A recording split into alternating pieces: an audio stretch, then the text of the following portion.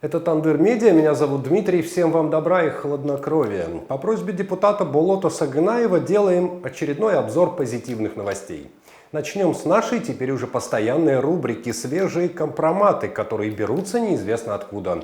Речь идет о записях телефонных разговоров с участием бывших и действующих депутатов парламента, чиновников и бизнесменов. Подлинность этих разговоров мы не подтверждаем, источник их неизвестен. Появляются они в соцсетях со страниц фейковых аккаунтов, с которыми МВД, кстати, сейчас активно борется. В прежние времена мы могли бы предположить, что источник связан с ГКНБ, но сейчас, по уверению президента, контора больше не занимается политическим сыском. И это бесспорно позитивная новость, которую так любит депутат Болот Сагынаев.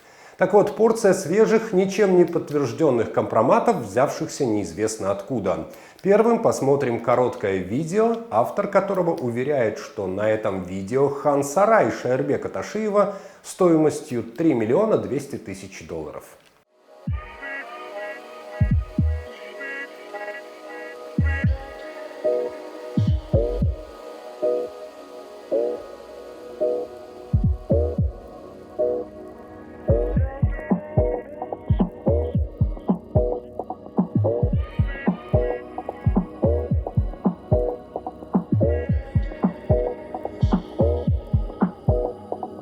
3 200 000 – это в 2 раза больше, чем Шаербек Ташиев проиграл в казино в Батуми за один вечер.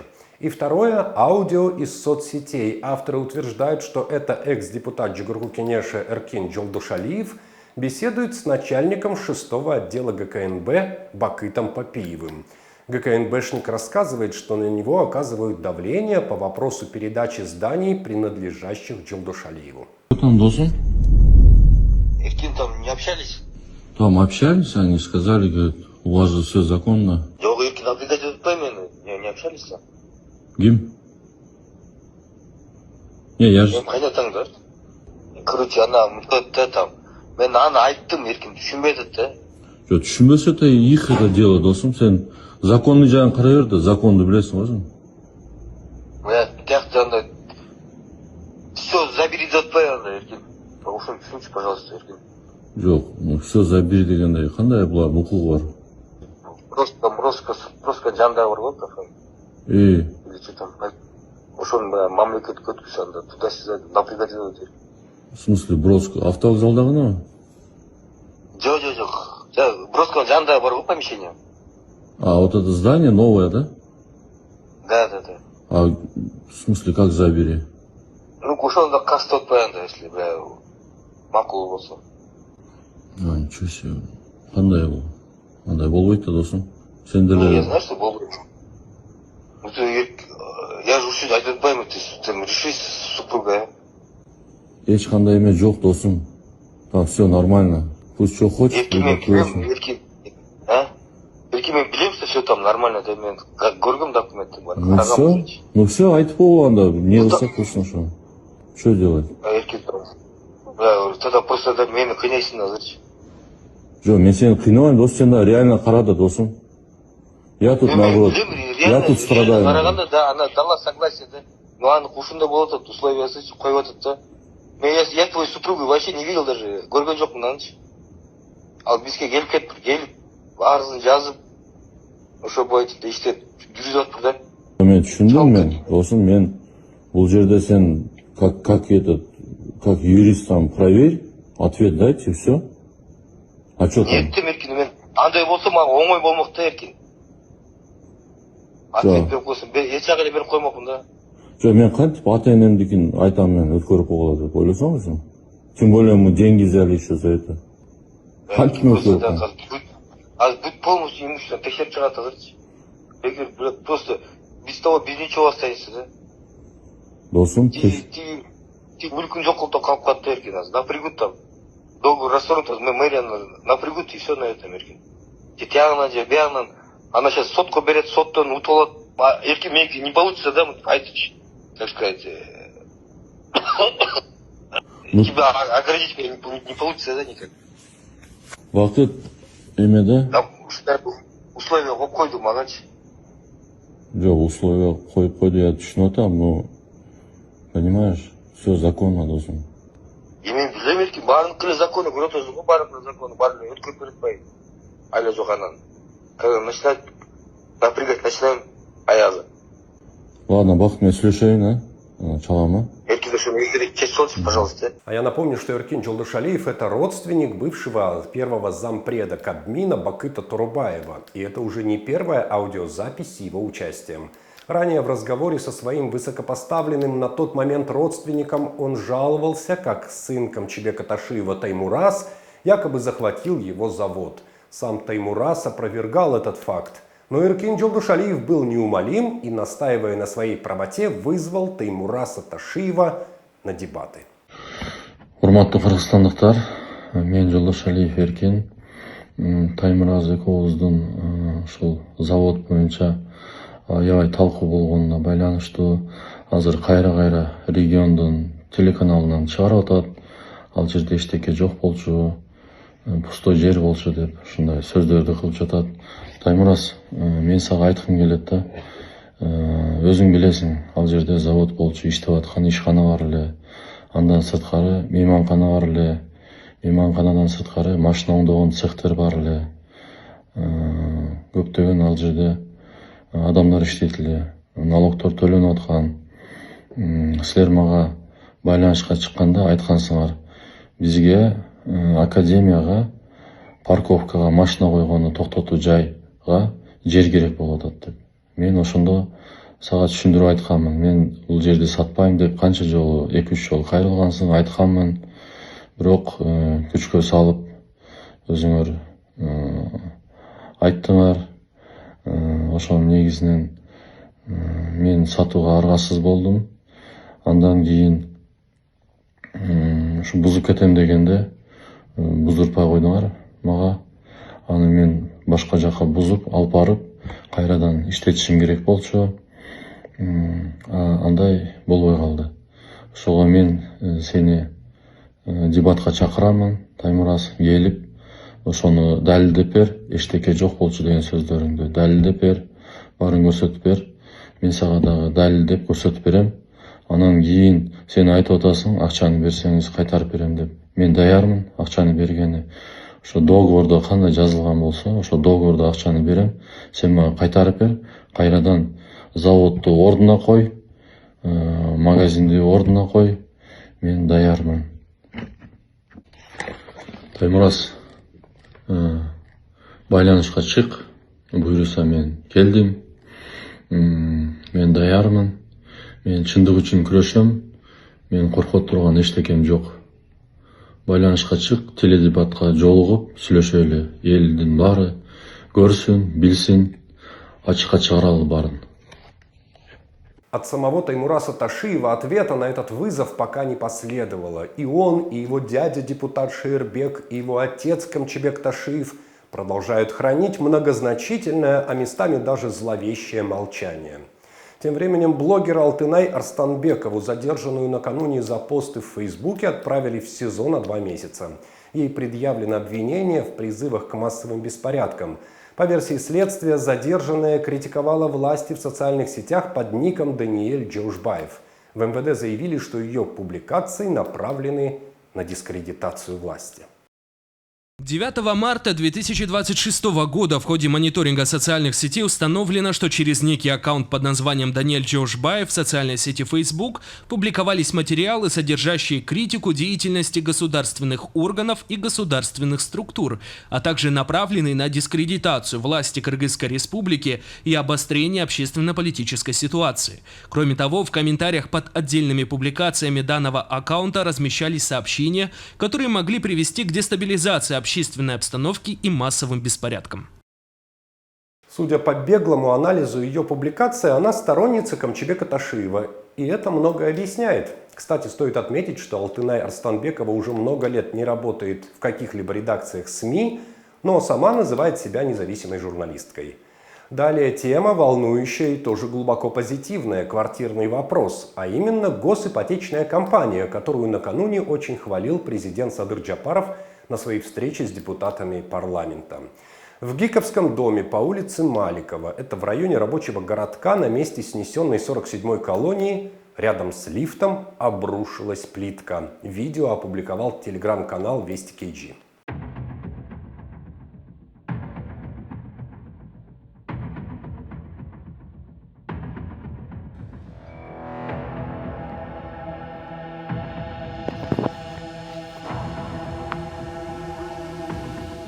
Кстати, именно в этом жилом комплексе от госипотечной компании в октябре прошлого года обрушился лифт, и один из жителей получил травмы. В компании, которая устанавливала лифты, тогда заявили, что лифт вовсе не падал, а просто сработала автоматика, это штатная ситуация и так далее.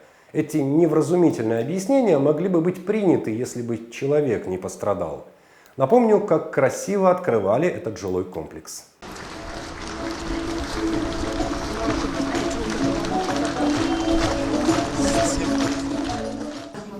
Жақсы болсаңар болды. Мына бұл жігіт жоғалтып жатқан екен де бақы.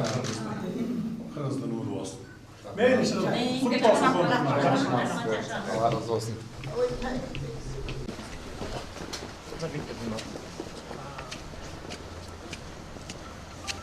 Кстати, если вы живете в доме от госипотечной компании и сталкиваетесь с реальным браком, допущенным строителями, пишите нам на WhatsApp номер, вот он на экране, также есть в описании. Давайте вместе на позитиве поможем госипотечной компании стать лучше. Напомню, накануне президент Садыр Джапаров очень похвалил ГИК и управляющего своими президентскими делами Канабека Туманбаева за расторопность при строительстве и очень низкую себестоимость постройки гиковских домов. Установка басын, мысалы региондорда 750-ден саласыңар квадрат метрин под ключ, а бияғы Чүй обласы деге Чалдыбардан баштап Кеминге чейин анан Бишкектин ичи $700 деп. Эмне үчүн региондорго 750 дегенде аяққа арматура менен цементтерди ташып барыш оор экен. Ошон үчүн $50 баягы жол киресине деп кошулган. Алар салаттагы түп-түз ипотекалык компанияга келип тапшырат ошол бойдон. 700-дөн 750-дөн тапшырат, анан ипотекалык компаниянын 950 миңден ашыгыраак кылып туруп, кошуп туруп берип атат 25 жылга. Анан кийин бул боюнча дагы Каныбектин аты чыгат, Туманбаев эле жыргап атат, Туманбаев эле салып атат, анан баарын дегендей. Кимиңиздерде строй компанияңыздар болсо келиңиздер, мага келиңиздер, мен алып берем жерди. Мен берем, ошол суммага бүтүрсөңөр, пожалуйста, бүтүрүп бергиле. Мен мунун саясатын өзгөртүп атканда бардык компанияларды топтогом, строй компанияларды, элитный строй компанияларды. Келгиле, жардам бергиле, ушу Бишкекке 700-дөн салып бергиле, ипотекалык компанияга тапшырып бергиле деп. Бардыгы шылдыңдап күлүп кеткен 700-дөн под ключ бүтпөйт биздики. $700 за квадратный метр – это действительно низкая себестоимость. Если бы, к примеру, Шейрбек Ташиев не проиграл в казино в Батуми за один вечер $1 320 000, он мог бы на эти деньги купить 1886 квадратных метров жилой площади от госипотечной компании. Кстати, было бы интересно уточнить у представителей стройфирм, в чем секрет такого успеха ГИК. Мы можем пообщаться и даже на условиях анонимности. Пишите нам на WhatsApp, номер редакции есть внизу в описании. А если есть идеи у наших зрителей, накидывайте в комментариях. Депутат Эльвира Сурабалдиева сегодня попросила руководство антимонопольной службы не врать. Произошло это после того, как глава службы Айбек Мамаралиев заявил в присутствии всех депутатов и в прямом эфире YouTube-канала Джигурку Кенеша о том, что роста цен на бензин и дизельное топливо в ближайшие 2 месяца не предвидится. В этом месте Эльвира Сурабалдиева его очень недвусмысленно осадила. Сиз мени туура эмес түшүнүп жатат окшойсуз. Буну мен кымбаттайтып айткан жокмун. Мына телефонго кирип алып туруп, азыр эле бензин, ГСМ, подорожание деп кирсеңиз, мына чыгып атат. В Кыргызстане ожидается повышение цен на бензин и ГСМ, сообщает Ассоциация нефтетрейдеров. В марте 2026 года ожидаемый рост составит примерно 3 сомы за литр. Причинами подорожания являются общемировые тенденции, рост оптовых цен в России и исчерпание квот на беспошлинный импорт топлива. Вы зачем здесь 90 депутат отурат? Бизге калп айтпагыла да, маалыматты же бияка келгенден мурда текшерип, анан жооп бергиле да. Расмий бул мына массалык маалымат каражаттарын баарына чыгып атат. Мен ошон үчүн сурап атам. Вы чем занимаетесь? Если вы не знаете, что на улице говорят, официальные ассоциациялардан, ассоциация нефтетрейдеров билесиңер да. Алардын айтылып атат да. Бул мен айткан жокмун да. Вы не нас успокаивать должны, вы улицы должны успокаивать. Элдүнө Жыгалбек, мен сизди туура түшүнүп атам. Ооба, мен биздеги бүгүнкү күндөгү маалымат боюнча өзүмдүн ишимдеги маалымат боюнча таянып айтып атам. Сиз айткан маселени биз карап дагы териштирип иш алып барабыз. Активисты Бишкека продолжают свою уже бессмысленную, но все еще бескомпромиссную борьбу за столичные троллейбусы и дошли до Верховного суда. Заседание состоится уже в грядущий понедельник в 10:30 утра. Гражданские активисты в своем иске требуют отмены постановления бишкекского горкенеша об отчуждении муниципальных троллейбусов. Именно этот документ стал началом конца системы троллейбусного транспорта Бишкека. И, кстати, подписывал это постановление никто иной, как Кованычбек Кангантиев. Тогда он был председателем бишкекского горкенеша, а сейчас он узник СИЗО ГКНБ, подозреваемый в коррупции и многочисленных махинациях с земельными участками в столице. О своих ожиданиях от Верховного суда Тандыру рассказала активистка Бермет Борубаева. Мы всех приглашаем в 10 часов 16 марта на брифинг в Верховный суд по троллейбусам. В 10:30 у нас начнется заседание Верховного суда по нашему иску о передаче 100 троллейбусов. Этот иск подписал в несоответствии всеми законами экс-депутат Кангантиев, да, то есть он не имел права подписывать этот документ, потому что не было согласовано это с бюджетной комиссией, это не было согласовано решение с самим банком, кредитором, и также жители выразили свой протест в рамках общественного слушания, да, которые проходили онлайн, но несмотря на это, Кангантиев поставил свою подпись. Кстати, уже в следующем месяце ожидается реакция комиссии Европейского банка реконструкции и развития на решение властей Бишкека искоренить троллейбусный транспорт. Кратко напомню для понимания, эта организация дала Бишкеку кредит на покупку новых троллейбусов. До 2018 года купили 131 новый троллейбус. Сумма кредита $23,5 миллиона. Это примерно в 18 раз больше, чем за один вечер проиграл в казино в Батуми брат Камчебека Ташиева Шейербек. Новые троллейбусы тогда вышли на линии, но в 2024 году по прихоти горкенеша их убрали. Вместо них купили уже на другой кредит электробусы. В итоге новые троллейбусы сейчас гниют на стоянке, а отдавать придется 2 кредита. Сейчас комиссия Европейского банка изучает жалобы жителей и факт нарушения кредитного соглашения. Месяц назад в Бишкек из Лондона приезжали представители комиссии и встречались с активистами и жителями столицы. Совместно была направлена заявка. И впервые, да, получается, приехала делегация из Лондона, которая именно попросила встретиться с теми людьми, кто пострадал от того, что убрали у нас троллейбусы, да, то есть, как вы знаете, мы $23 миллиона потратили на закупку троллейбусов, и сейчас они не выходят на линии. Экс-депутат Ирина Карамушкина, осужденная по делу о койтажских событиях, обратилась к президенту Садыру Джапарову с просьбой проявить акт гуманности и помиловать ее. При этом она своей вины по-прежнему не признает. Об этом Тандыру рассказал ее адвокат Аскар Алымкулов. Добрый вечер. Мы беседуем с адвокатом экс-депутата Джгурку Кенеша Ириной Карамушкиной Аскаром Алымкуловым. Добрый вечер, Аскар. Насколько мне известно, стало известно, что Ирина Карамушкина еще в конце прошлого года, в декабре, написала некое обращение или прошение о помиловании в адрес президента Садыра Джапарова. Можете подробнее рассказать об этой бумаге и чего хочет от президента Ирина Карамушкина? Конечно, да, действительно это было так. Было написано прошение президенту Садыру Нуркоджоевичу, в котором она обращается и просит проявить гуманность.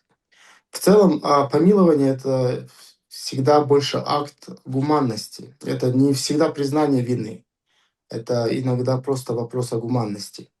И в этом обращении Ирина Юрьевна просит Садыра Нуркоджоевича обратить свое внимание и проявить акт гуманности. При этом она не признает правильность или неправильность решения суда, по сути дела, потому что Здесь больше вопрос к самому президенту, который не имеет права вмешиваться в судебную систему. Лишь у него есть определенные свои права в этом плане, именно помилования, если я правильно смог донести это. Ну, я правильно понимаю, что речь не идет о том, что Ирина Карамушкина признает свою вину. Да, она не признает свою вину. Речь идет именно о том, что она просит президента проявить акт гуманности в этой ситуации. Да, абсолютно верно. Давайте напомним, в чем обвинялась Ирина Карамушкина и за что ее приговорили, и на какой срок? Ирину Юрьевну приговорили к 7,5 годам лишения свободы получается, в исправительной колонии в женской. Она сейчас отбывает свое наказание. Суть предъявленного обвинения заключается в том, что она вместе с другими активистами в доме бывшего президента Атамбаева захватила заложников, сотрудников Альфа, которые которые удерживались в его доме. Она была якобы одним из тех, кто схватила и удерживала. Но по показаниям же обратно, возвращаясь к показаниям, которые давали сами сотрудники спецподразделения «Альфа», ни один из них не говорил о том, что она удерживала. Они лишь, пару человек даже выразили благодарность ей в том, что она помогла им выйти оттуда, из окружения обезумевших людей. Мгм. И последний вопрос. Была ли какая-то реакция от президента или от аппарата президента на ее обращение? К сожалению, мы еще не получили никакой реакции от президента или же его аппарата. Мы надеемся только на то, что в скором времени будет хоть какая-то реакция, положительная или отрицательная, ну, какая-нибудь реакция. И в целом Ирина Юрьевна, как настоящий боец, как настоящий гражданин Кыргызстана, очень достойно все вот эти трудности, перипетии жизненные преодолевает. Сейчас, находясь даже в колонии, она не унывает, полна духом, даже помогает своим, так сказать, с теми, с кем она сидит, помогает им, поднимает их моральный дух, изучают книги. В целом она остается гражданином своей республики, одним из, даже человеком, находящимся в исправительной колонии, она остается человеком и показывает пример, каким должен быть кыргызстанец, даже в таких условиях. Спасибо. Будем надеяться, что и эта ситуация разрешится благополучно. Тем более, что в Кыргызстане, говорят, наступила оттепель. И мы тоже на это надеемся, тем более в священный месяц Рамадан. Дай Бог, может быть, у нас все получится. Еще одна позитивная новость для депутата Болота Сагынаева. На главном государственном телеканале страны УТРК начали использовать достижения искусственного интеллекта. Об этом рассказали организаторы акции за права женщин, прошедшей 8 марта в сквере имени Горького в Бишкеке. По их словам, в эфире главного канала в ходе ток-шоу было показано фейковое фото из соцсетей, созданное с помощью яишки, на котором изображены 3 девушки. Они держат в руках плакат с надписью на кыргызском языке, которую можно перевести как «Мы не обязаны выполнять работу их родителей». Плакат явно провокационный, созданный с целью дискредитации женского движения. В эфире УТРК выдали за чистую монету.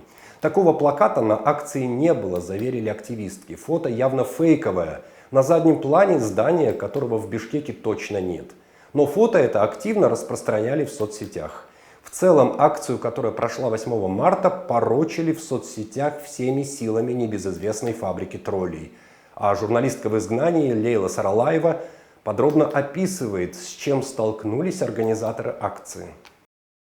А вы знаете, что для того, чтобы марш состоялся, женщины-активистки несколько раз ходили в МВД, терпели допросы, один из которых длился 4 часа. В этом году сотрудники ГУВД приложили все силы, чтобы вообще запретить любые активности в защиту прав женщин Кыргызстана. Они так и заявили, что в Кыргызстане должно быть так же, как у соседей. В Казахстане и Узбекистане, где марши и публичные акции не проводятся. Именно сотрудники милиции вели себя как настоящие абьюзеры, манипулируя и угрожая. Важную роль в поддержке женского марша сыграла депутат Чугурку-Кенеша Эльвира Сарабалдиева, которая с трибуны парламента призвала силовиков и мэрию разрешить марш. Несмотря на последовавший за этим буллинг, она лично посетила мероприятие, на котором выступила ярко и смело. Перелом наступил вечером 7 марта, когда стало известно, что президент Садыр Джапаров дал личное согласие на проведение акции. Однако даже в день мероприятия правоохранительные органы продолжали попытки саботажа, требуя от мэрии отозвать разрешение. В итоге акция в сквере имени Горького состоялась, хотя и в жестко ограниченном формате. Ссылку на полный текст этой публикации Лейлы Саралаевой я оставлю в описании, там еще и не такие детали. И в конце выпуска бантик. Новый мэр города Каракол Таланбек Иманов, тот самый, который в прошлом водитель Алексея Шершова, министр цифрового развития и так далее. Мы рассказывали об этом в выпуске во вторник. Так вот, новый мэр свою работу в должности начал с добра.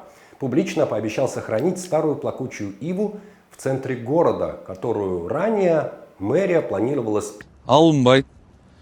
Реконструкция иштери уланууда, Кудай буйрса, борбордук скверибиз жаңыланып, жакшы иштер жүрүп жатат. Мажбүрүм талыбыз калат. Бул Караколдун символу. Буну алганга жол бербейбиз. Давайте не допустим вырубки вообще всех деревьев Кыргызстана. Их осталось не так много. А у меня на сегодня все. Кому не хватило новостей, добро пожаловать на наш канал на кыргызском языке. Там свежий обзор событий от Перизат Саидбурхан. Ссылка в описании. Там же реквизиты других наших платформ и нашего Патреона. Всем вам мира и благополучия. Будем на позитиве, без мимики и сарказма.